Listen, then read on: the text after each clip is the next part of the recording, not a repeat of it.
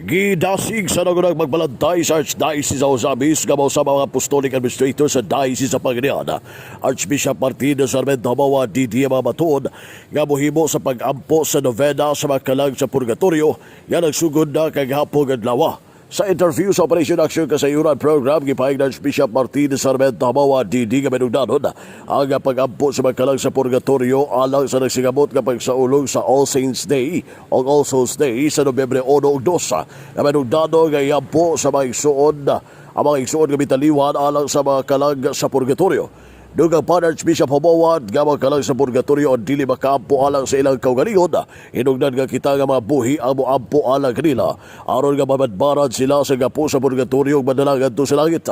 Dugang pa Archbishop Jumoad nga mahinungdanon nga sa matag parokya adunay panaghugpong nga pag-ampo sa Novena sa mga Kalag sa Purgatoryo og mahinungdanon sa nga initok ang mga Kalag sa Purgatoryo na kipla kadto mga Kalag wala na naghandom nga iampo alang sa mga Novena sa mga Kalag sa Purgatoryo. Lagi mo sab nga gidasig sa Arsobispo ang matag pamilya nga mohimo sa mga Novena sa mga Kalag sa Purgatoryo ug dugan nga mag-ampo ilabi na panahon sa alas 3 sa hapon o di kaha sa alas 8 sa gabi ang pag-ampo alang sa mga nangamatay.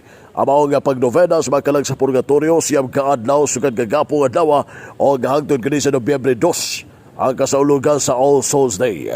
Nang hinaot ang nagunang magbalantay nga patalinghugan sa matag usa ang maong hangyo alang sa pag-ampo sa mga Kalag sa Purgatoryo. Sabdang sa pikas bahin tungod sa nasinati nga kalamidad sa mga igsunan sa Luzon tungod sa bagyong Christine, ang lokal nga simbahan sa Archdiocese of Zabis mohimo sa second collection alang sa pagtabang sa mga napiktahan sa bagyong Christine. Sa interview gipahig ni Archbishop Martin Sarmento Mawa dili nga mas maayo kita mutabang kaysa kitang tabangan og dili lalim nga nasinati nga kalamidad sa mga katawhan sa Luzon nga lagmas tao nasinati sa tubig baha og mga gianod nga mga panimalay tungod sa mga kalamidad nga dala sa bagyong Christine. Mahinungdanon nga dili lamang ang pagampo ay padangat sa mga maton labi na sa lokal nga simbahan sa Uzabis aron na makatabang sa mga igsuon nga napiktahan sa kalamidad. Mahinungdanon nga mutabang usab pinansyal busa sa mga buot usab nga mutabang ang buhaton lamang mamahimo usab gitunol ngadto sa mga parokya ang mga tabang butangan alang sa tabang sa napiktahan sa bagyong Christine. Og karon maabot nga Domingo mohimo og second collection ang matag parokya sa lokal nga simbahan sa Archdiocese of Zabis alang sa pagtabang sa mga igsoon nga napiktahan sa kalamidad tungod sa bagyong Christine. Og ang mga makolekta alang sa mga second collection ang ipadala kini ngadto sa CBCP alang sa pagtabang ngadto sa mga igsoon nga mga napiktahan sa kalamidad dito sa Luzon. Ang ating kamay payag sa nagunang magbalantay sa Archdiocese of Zabis Archbishop Martin Sarmento Mawa D.D.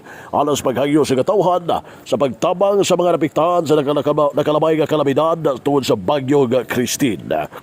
Alang sa DX din si Medyo Kampala, ang radyo sa Simbahan W8 Manuel Rodriguez Jr. na ang sa nagbayad.